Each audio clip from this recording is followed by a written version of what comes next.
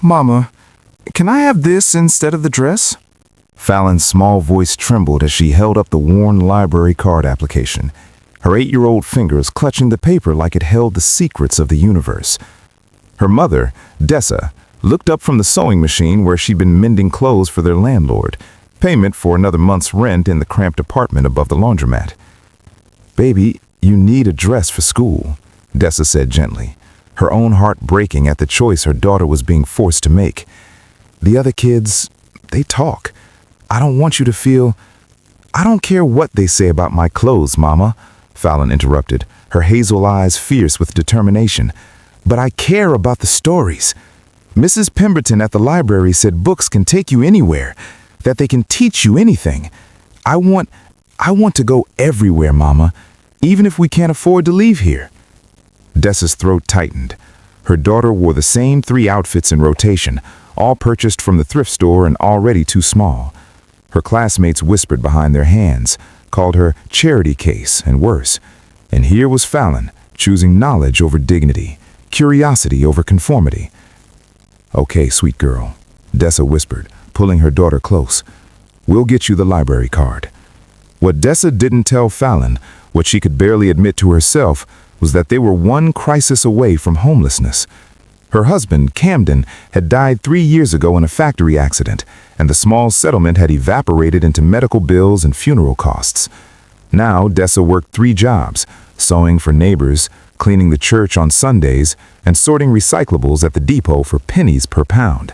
Every dollar was counted, every expense agonized over. But watching her daughter's face light up as they walked to the Riverside Public Library that Saturday morning, Dessa knew she'd made the right choice. Fallon practically vibrated with excitement, her hand tight in her mother's, her 2 small sneakers slapping the pavement with each eager step.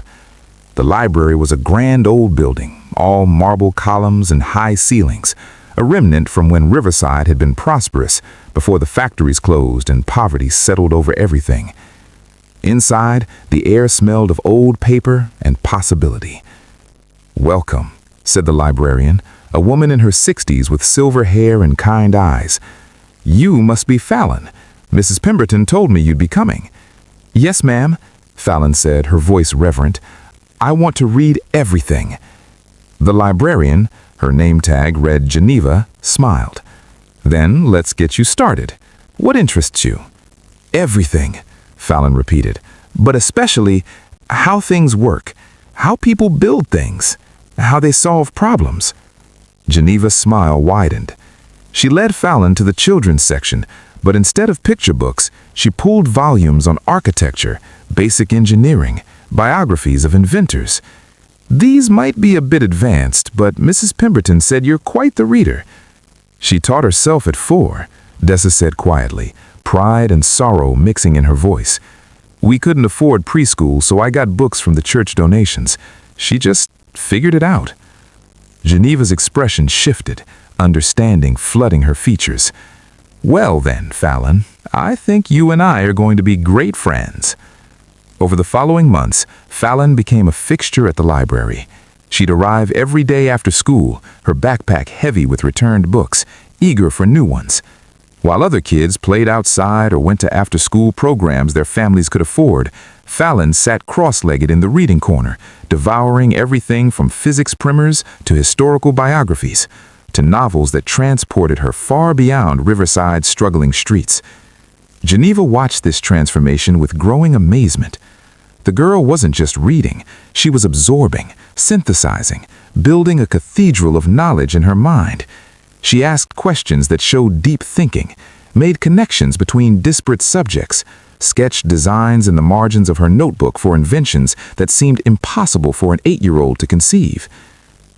"Fallon," Geneva said one afternoon 6 months after that first library card, "can I ask you something? Why books instead of what other children want?" Fallon looked up from a book about sustainable architecture, her face serious. "My papa died because a machine broke, and nobody knew how to fix it fast enough. The factory was old, the equipment was old. People kept working there because they had no choice." She paused, her small hands gripping the book tighter. "I want to learn how to make things safer. how to build better, so other kids don't lose their papas because someone didn't care enough to do things right. Geneva's throat tightened. This child, wearing shoes held together with glue, choosing knowledge over comfort because she wanted to prevent others suffering. It was the purest form of altruism she'd ever witnessed. What Fallon didn't know, what Geneva had kept carefully hidden, was that she wasn't just a librarian. She was Geneva Ashford, widow of the man who'd owned Ashford Industries before it was sold off and gutted for parts.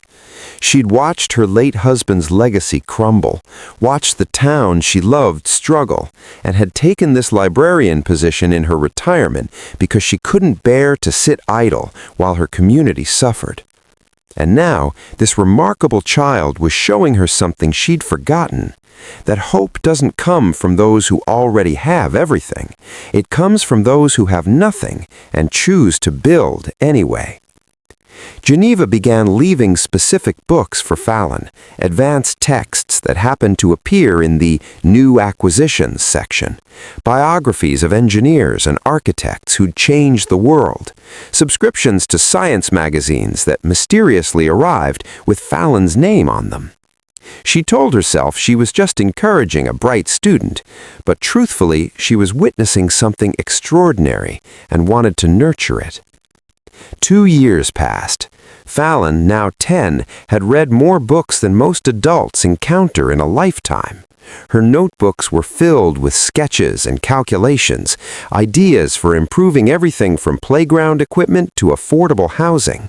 She'd taught herself basic coding from library computer tutorials, learned drafting principles from architectural texts, absorbed mathematics far beyond her grade level because she needed it to understand the engineering concepts that fascinated her.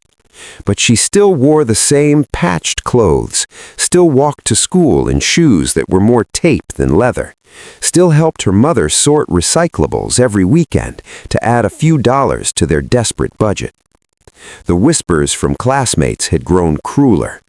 Book girl, they called her, too poor to buy clothes but wastes time reading. The teachers pitied her, which somehow felt worse than the mockery. One afternoon, Fallon arrived at the library with tears streaking her face, trying desperately to hide them. Geneva saw immediately. "Sweetheart, what happened?" "They called Mama a failure," Fallon choked out. "Said she's too stupid to get a real job, that's why we're poor. That I'm wasting my time with books because I'll end up just like her, worthless." Geneva's hands clenched. "Fallon, look at me." The girl raised her tear-stained face. "Your mother works 3 jobs to keep a roof over your head," Geneva said, her voice steady and fierce. "She sacrifices everything so you can have what you need. That's not failure, that's heroism." She paused. "And you're building something those children can't even imagine. Every page you read, every concept you master, you're constructing a future they'll never understand because they've never had to fight for anything." "But what if they're right? What if all these books don't matter? What if I'm just a poor girl pretending?" Geneva pulled her into a hug, this child who carried such weight on small shoulders. "Then let me tell you a story about a girl I once knew. She grew up in poverty too. Her father died when she was young.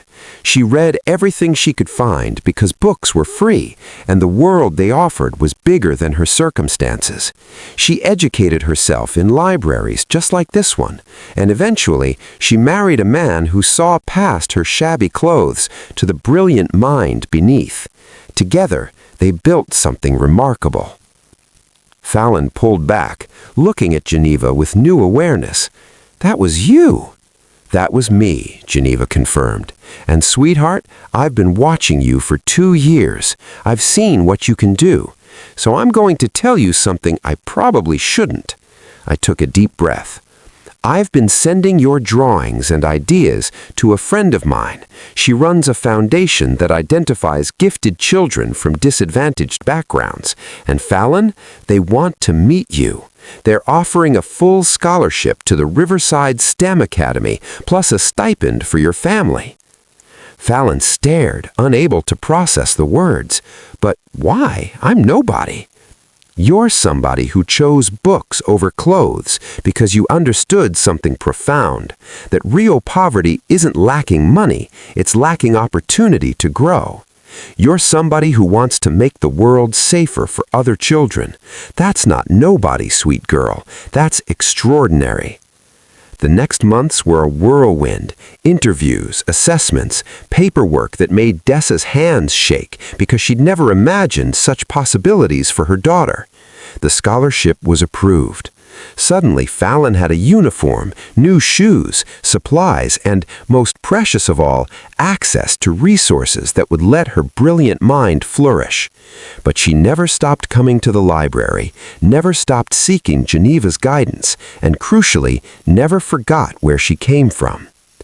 8 years later, Fallon stood in the lobby of the Riverside Public Library, now 18 and about to start at MIT on a full scholarship. She'd won numerous science fairs, published a paper on sustainable urban development, and secured patents on 2 designs for low-cost housing improvements. Universities had competed for her. Companies had offered internships. The local paper ran a feature calling her Riverside's Rising Star. But today, she was here for something more important. Geneva, Fallon said, finding the librarian shelving books in her usual section. I need to tell you something. Geneva turned, her face older now, but her eyes still bright. What is it, dear? That first day, when Mama brought me to get my library card, you looked at us and you saw potential, not poverty, Fallon said, her voice thick with emotion. Every book you left for me, every magazine subscription that mysteriously appeared, every conversation we had, you were investing in someone the world told you wasn't worth the effort. Tears spilled down her cheeks. You saved my life, Geneva, not by giving me money or advantages, by giving me the one thing that mattered most, the belief that I was worth educating, worth nurturing, worth seeing. Geneva's own eyes were wet now. Oh, sweetheart, you did the work. You chose the hard path. Because you showed me it existed. Because you proved that kindness doesn't require wealth. It requires attention, time, and genuine care. You gave those freely to a girl in patched clothes carrying a library card application instead of asking for what everyone else wanted. She pulled an envelope from her bag. I'm establishing a foundation with the patent money from my designs. It'll provide library cards, book stipends, and educational support for kids like I was. Kids who choose knowledge over everything else because they understand that's the only real path out. She paused. I'm naming it the Geneva Ashford Foundation for Young Readers, because you taught me that the greatest kindness is helping someone build their own future, one page at a time. Geneva pressed her hand to her mouth, overwhelmed. Fallon! Mama, can I have this instead of the dress? Fallon whispered, echoing her 8-year-old self. You said yes. You sacrificed so much to say yes. And Geneva, you kept saying yes to every question, every ambitious dream, every impossible idea. You both taught me that what we choose to value defines not just our lives, but the world we create. She took Geneva's hands. So thank you for seeing a poor girl with nothing and recognizing she was building everything. For understanding that books aren't escape, they're foundation. For showing me that kindness means investing in people's potential, not their present circumstances. Years would pass. Fallon would design affordable housing that transformed communities, would return to Riverside to rebuild, would ensure that no child in her hometown lacked access to education. She'd employ Dessa, now retired from her exhausting jobs, as the foundation's community liaison. She'd name a new library wing after her father, honoring the loss that had driven her purpose. But what she'd always remember most clearly was Geneva handing her that first stack of books, saying with complete certainty, "You're going to do remarkable things." Not maybe, or if you're lucky, just simple, unwavering belief.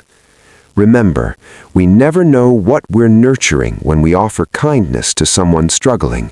The child choosing books over clothes might be choosing their future over their present comfort, building something we can't yet see. Our job isn't to judge people's priorities or tell them what they should value.